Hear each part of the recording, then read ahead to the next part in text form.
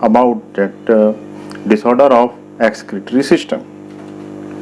तो स्टूडेंट्स, आज के लेक्चर में हम किडनी से रिलेटेड डिसऑर्डर्स के ऊपर डिस्कस करते हैं। आजकल मॉडर्न लाइफ स्टाइल की वजह से बहुत ज़्यादा आर्टिफिशियल फूड, सिंथेटिक फूड लेने की वजह से और कई तरह की डिसीजेस जैसे कि कैंसर हो गया या फिर डायबिटीज हो गया या हाई ब्लड प्रेशर, या इन प्रॉब्लम्स की वजह से आजकल किडनी से रिलेटेड डिसऑर्डर्स बहुत ज़्यादा देखने को मिलते हैं।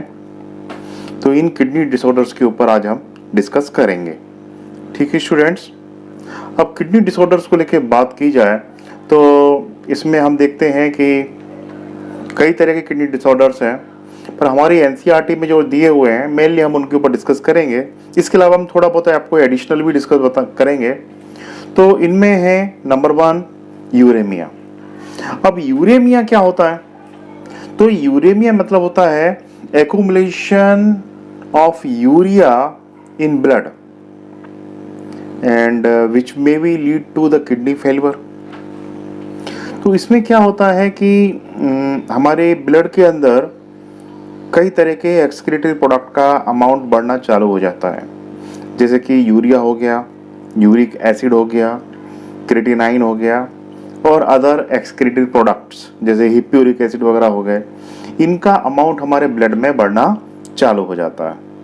अब जब इनका अमाउंट हमारे ब्लड में बढ़ेगा तो मेनली यूरिन में तो यूरिया कम एक्सक्रीट होगा, पर बॉडी के अंदर ब्लड में यूरिया का अमाउंट बढ़ना चालू हो जाएगा और इसके कई ढेर सारे सिम्टम्स हमारी बॉडी पर देखने को मिलते हैं, जैसे कि चेस्ट पेन होना चालू हो जाता है।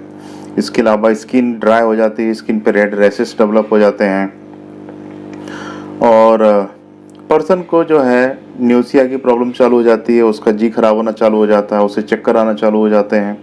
तो इस तरह की प्रॉब्लम्स जो है यहाँ पर देखने को मिल सकती हैं।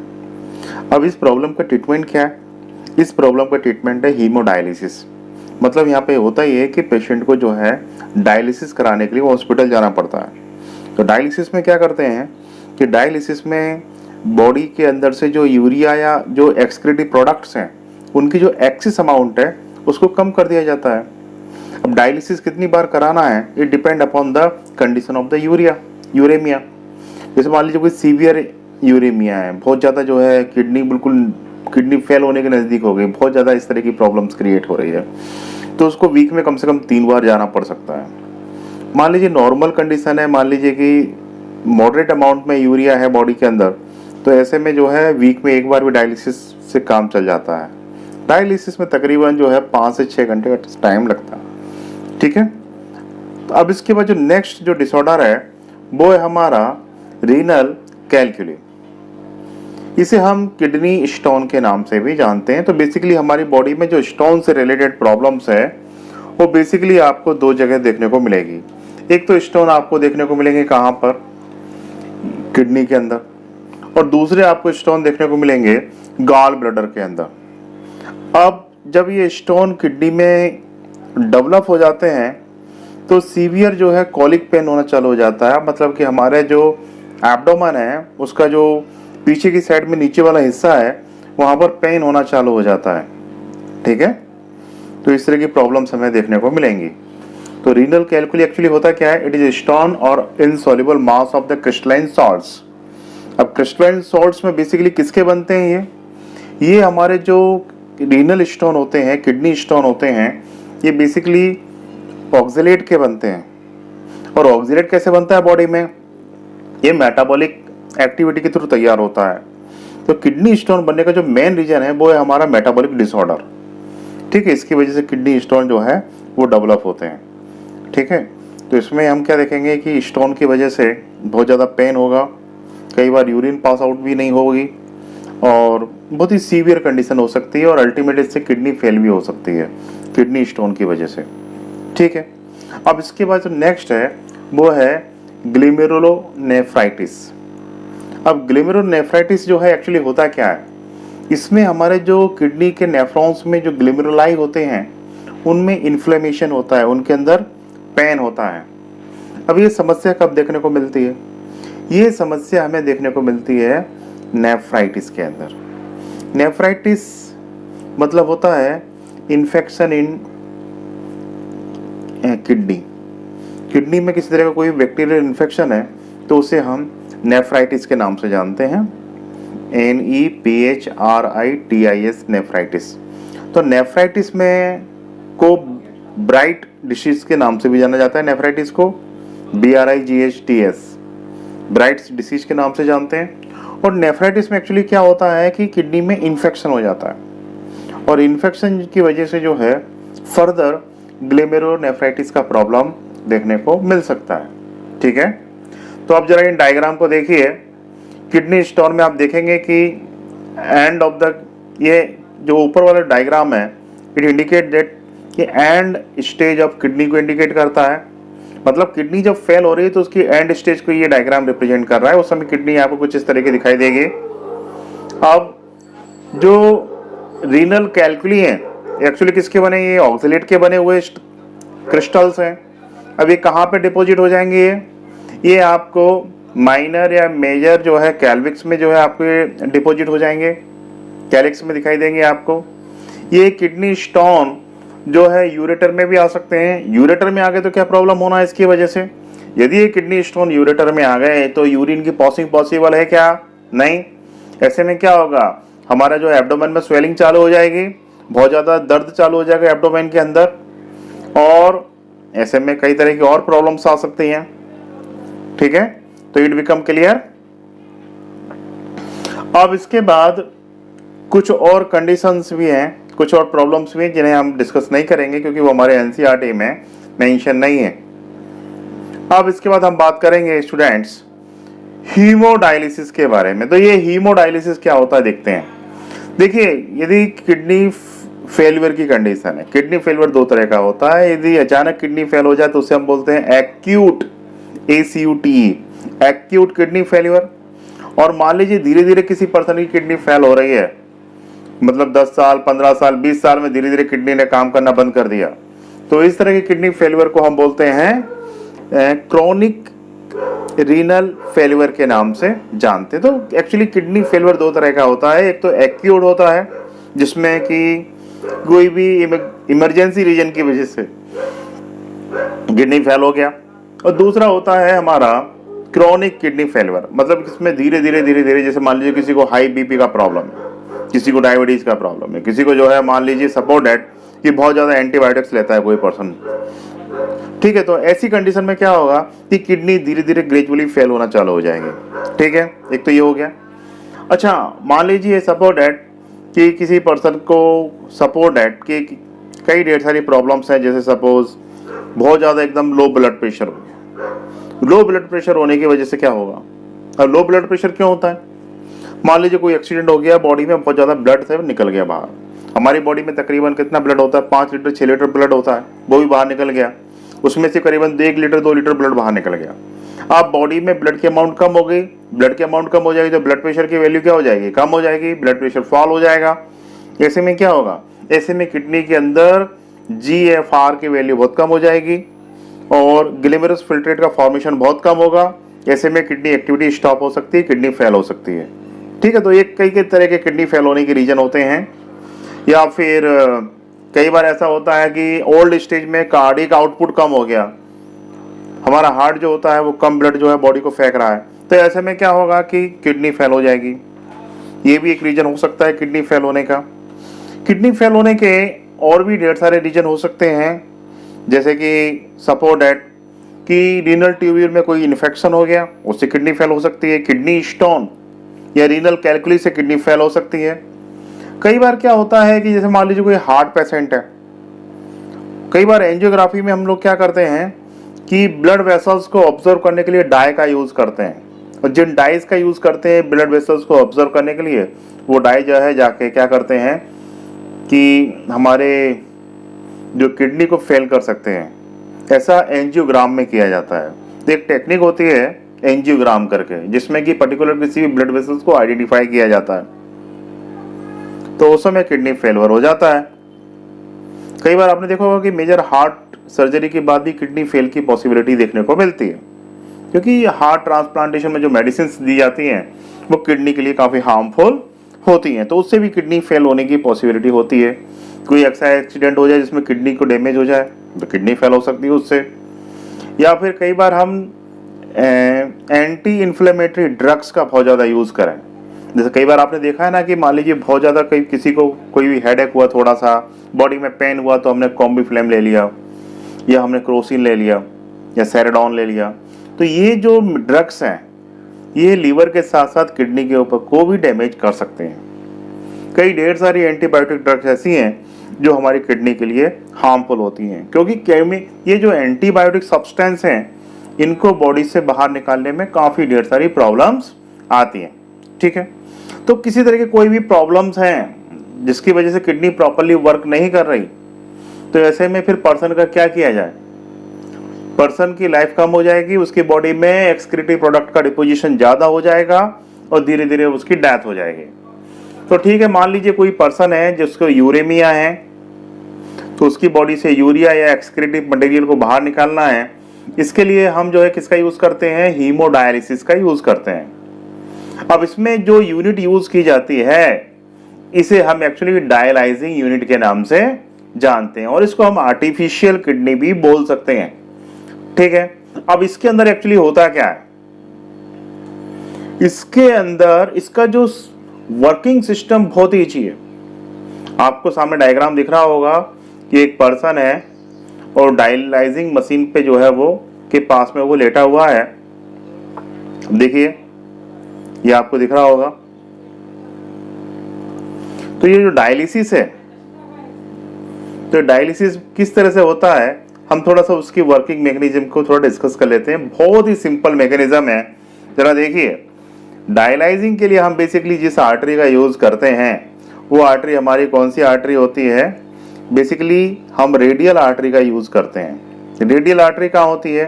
हाथ में होती है। ठीक है, ये हमारे हैंड में प्रेजेंट है रेडियल आर्टरी। आर्टरी से क्या होता है? बॉडी के डिफरेंट डिफरेंट पार्ट में ब्लड जाता है।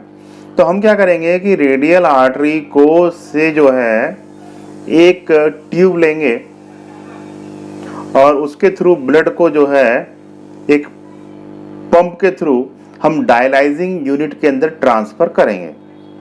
अब जैसे ही हम बॉडी से बाहर जो है ब्लड को निकालेंगे तो हम इसमें क्या करेंगे कि देखो, ब्लड का कोगुलेशन नहीं होना चाहिए।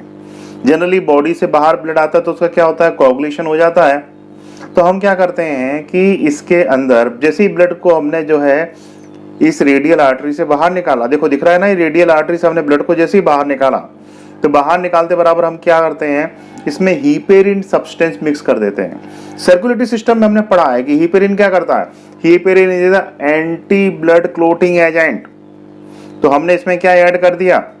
जैसे ये रेडियल आर्टरी से ब्लड निकाला, इसमें हमने एंटी ब्लड कोगुलेंट या एंटी ब्लड क्लोटिंग एजेंट हीपेरिन इसमें मिक्स कर दिया ताकि ब्लड का क्लोटिंग नहीं हो। अब इस ब्लड को, जो रेडियल आर्टरी से ब्लड लिया है, इस ब्लड को हम एक पंप के थ्रू किसमें ट्रांसफर करते हैं?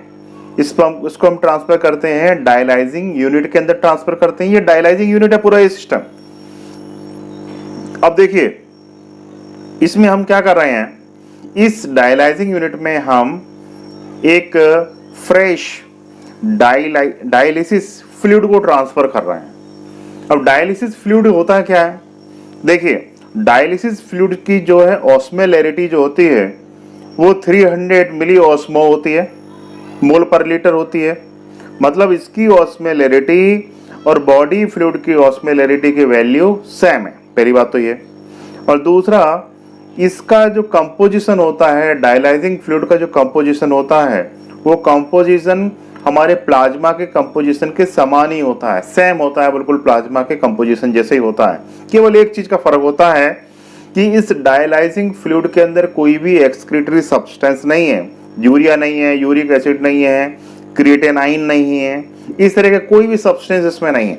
ठीक है, तो इस डायलिसिस फ्लूइड को हम डायलिसिस मशीन में ट्रांसफर कर रहे हैं, या डायलिसिस मशीन जो यूनिट है उसमें हम इसको ट्रांसफर कर रहे हैं। और जैसे ही ब्लड जो है इस डायलिसिस यूनिट में हमने ट्रांसफर किया तो यहाँ पर जो ये जो आप देखेंगे कि जो ब्लड यहाँ पर डायलिसिस यूनिट के अंदर जो ब्लड का फ्लो होता है, ब्लड को जो ट्रांसफर किया जाता है, वो सेलोफोन की ट्यूब के अंदर ट्रांसफर किया जाता है। अब सेलोफोन CELLOPHANE, सेलोफेन क्या होता है? सेलोफेन जो होता है एक सेमी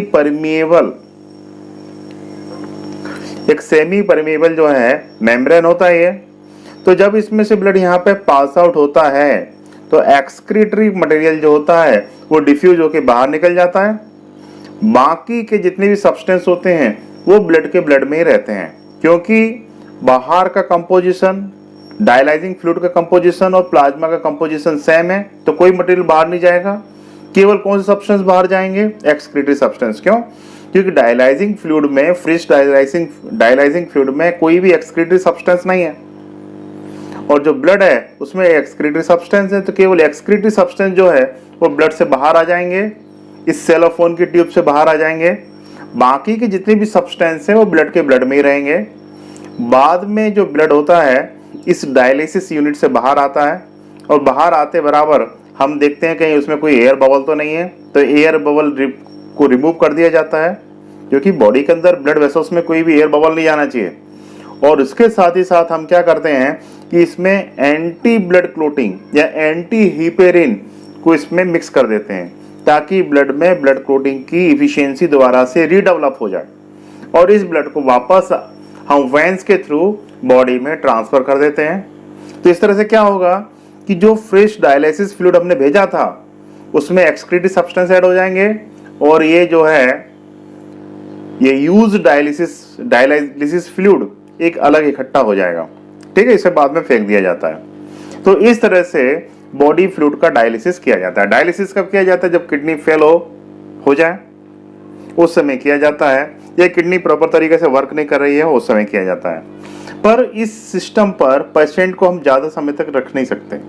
क्यों नहीं रख सकते पेशेंट को? क्योंकि किडनी का काम खाली डायलिसिस अकेला करना नहीं है, सॉरी ब्लड का फिल्ट्रेशन करना नहीं है, ब्लड में से एक्सक्रीटरी सब्सटेंस को रिमूव करना नहीं है। इसके अलावा किडनी हार्मोन्स भी प्रोड्यूस कर रही है। कौन सा? हम देखते हैं किडनी जो है इरिथ्रोपोइटिन हार्मोन बनाती है, और इरिथ्रोपोइटिन हार्मोन क्या करता है? आरबीसी को प्रोड्यूस करता है। मतलब जो पर्सन जिसको हमने डायलिसिस मशीन पे रखा है उसमें आरबीसी नहीं बनेंगे तो पर्सन वैसे ही मर जाएगा। तो ये एक टेम्परेरी अरेंजमेंट होती है, पर्सन को फिर बाद में हमें किडनी ट्रांसप्लांटेशन करना होता है। ठीक है, तो ये डायलिसिस मशीन है, तो इसे हम आर्टिफिशियल किडनी के नाम से भी जानते हैं, क्योंकि इसमें वही वर्क हो रहा है जो जनरली किडनी के अंदर वर्क होता है। तो आपको ये समझ में आ गया डायलिसिस किस तरह से होता है। तो डायलिसिस में हमने क्या देखा? हमने देखा डायलिसिस के अंदर कि डायलिसिस में क्या देखा हमने? देखिए यहाँ पर हमने ये देखा कि the dialysis unit, the artificial kidney contain a coil cellophane tube surrounded by the dialyzing fluid. It has the same composition of plasma except the nitrogenous waste we already discussed. The blood drain from the convenient artery, mainly कौन सी artery use करते हैं हम? Radial artery, is pumped into the dialyzing unit after the adding the anticoagulant like heparin. हमने बताया आपको हीपेरिन क्यों mix किया जाता है? ताकि ब्लड का क्लोटिंग नहीं हो पाए। फिर उसके बाद क्या होता है स्टूडेंट्स? उसके बाद हम देखेंगे कि the porous cellophane membrane of the tube allow the passage of the molecules based on the concentration gradient.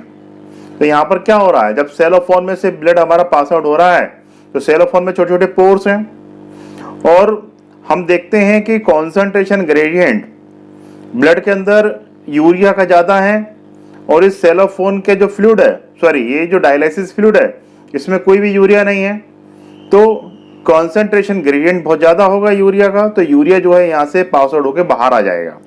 It become clear? ये समझ में आ गया आपको? ठीक है, तो इस तरह से ब्लड में से जो नाइट्रोजनस सब्सटेंस हैं वो रिमूव हो जाएंगे।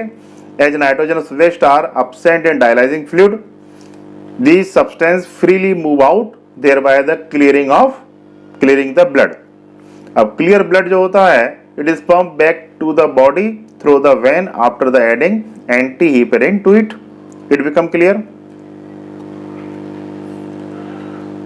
तो स्टूडेंट इस तरह से डायलिसिस किया जाता है, पर मैंने आपको बताया कि डायलिसिस जो होता है वो उस पे हम किसी भी पर्सन को लंबे समय तक नहीं रख सकते हैं। अब तरीका क्या है इसका? इसका तरीका है कि कोई भी ऐसे में उसे किडनी ट्रांसप्लांटेशन करना होगा। ठीक है, तो किडनी ट्रांसप्लांटेशन की हिस्ट्री कोई ज़्यादा पुरानी नहीं है। किडनी ट्रांसप्लांटेशन जो है सबसे पहली बार बेल्डिंग करके एक साइंटिस्ट थे, तो बेल्डिंग और स्क्रिबनर करके साइंटिस्ट थे, उन्होंने सबसे पहली बार किडनी ट्रांसप्लांटेशन किया था। हालांकि हमारे कोई मतलब का नहीं है ये, हमें जितना मतलब का उतना सामने आपको स्लाइड्स में दिया हुआ है। अब देखिए, जब मान लीजिए अल्टीमेटली किडनी फेल हो गई, एक्यूट रीनल फेलियर हो गया, किडनी ने बिल्कुल काम करना ही बंद कर दिया। ठीक है, तो ऐसे में क्या किया जाता है कि किसी भी डोनर से हम क्या करते हैं कि सूटेबल किडनी को हम लेते हैं और लेकर उसे हम पेशेंट की बॉडी के अंदर उसे ग्राफ्ट कर देते हैं, उसे अटैच कर देते हैं। ठीक है, अब यहाँ पर भी क्या होता है कि हम किसी भी पर्सन की किडनी किसी भी पर्सन के अंदर ट्रांसप्लांट नहीं कर सकते हैं। किडनी लेने के समय बेसिकली सबसे ज़्यादा बेस्ट ये होता है कि कोई भी ट्यून हो, मतलब कि कोई भी जो है क्लोज रिलेटिव हो, जैसे दो सगे भाई हो गए, दो सगी बहनें हो गई, तो जैसे क्लोज रिलेटिव जो होते हैं उनकी किडनी जो है बेसिकली ज़्यादा मैच करती हैं एज कम्पेयर टू स्ट्रेंजर।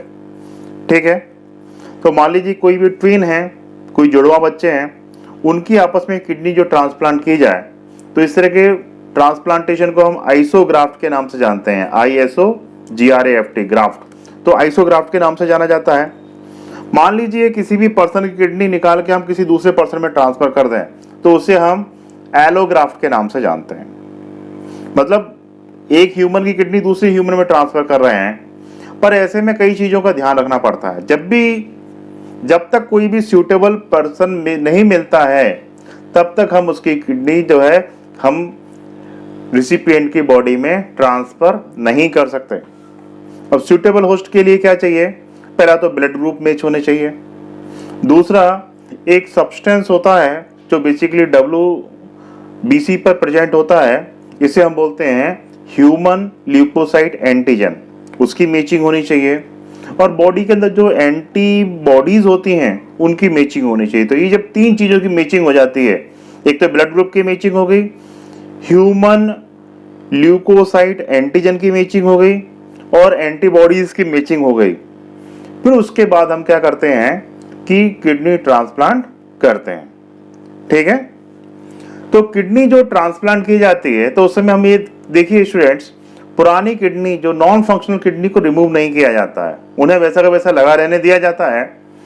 और बॉडी के नीचे की साइड से जो हमारे आर्टरीज और वेन्स आ रही हैं, जो लेग की साइड से जो आर्टरी और वेन्स आ रही हैं, उनमें हम किडनी को ट्रांसप्लांट करते हैं। जब भी किडनी को जो है डोनर से निकाला जाता है तो उसके साथ हम यूरेटर को भी निकाल देते हैं।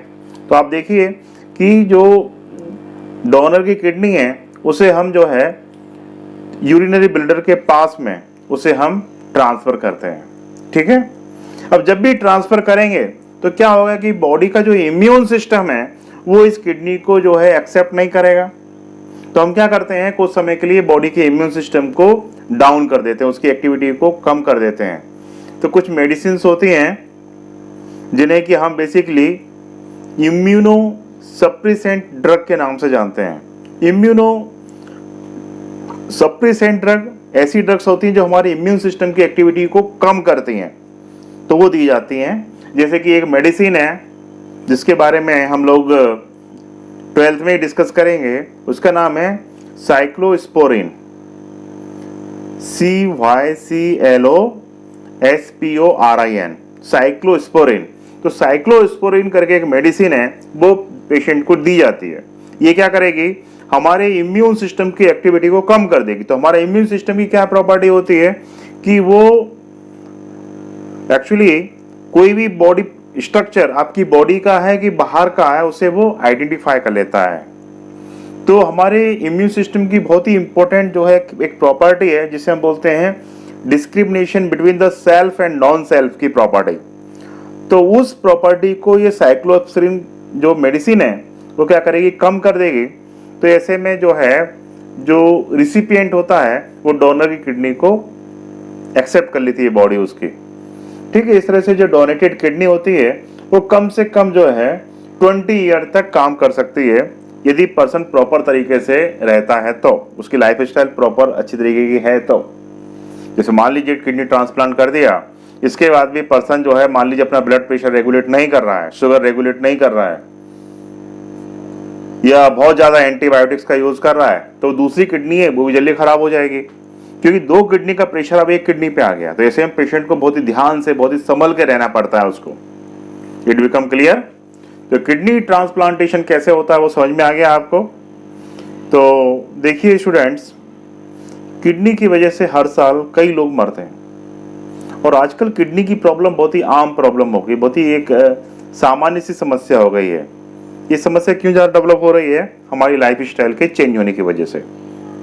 ठीक है, तो हमें बॉडी में हार्ट के अलावा किडनी का भी प्रॉपर तरीके से ध्यान रखना चाहिए।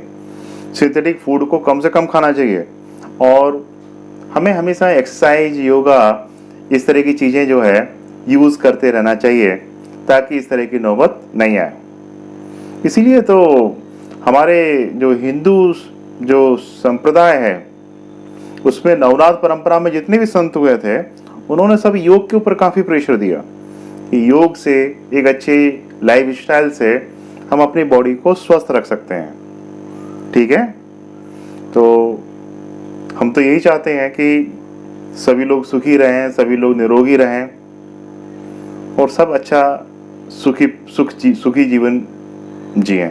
Thank you. I hope that ये चैप्टर आपको समझ में आया होगा। यदि किसी तरह के कोई भी आपको डाउट्स हैं तो व्हाट्सएप पे आप मेरे से डिस्कस कर सकते हैं। थैंक यू स्टूडेंट्स, धन्यवाद।